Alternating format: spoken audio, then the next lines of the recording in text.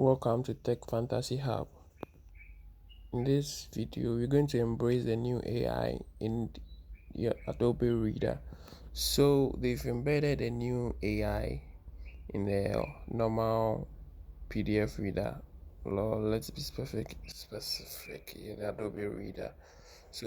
Let's say you have a document, you want the AI to just give a summary of the document, or you want the AI to just summarize your document, or you want can do many stuff for you. So when you click on the AI, it's going to give you can ask any question about this document. So let's say something like, let's say give give a summary of this document.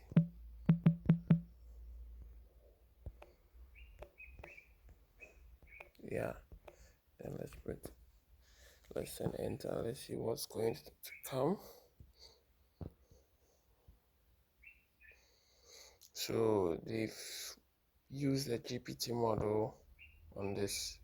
So the AI assistant is very intelligent. Okay, so this document provides an overview of Adobe and its features to help user buy products from anywhere. So it has given us a summary of this document. Okay, let's ask the AI to do something else. Give me the use of this document.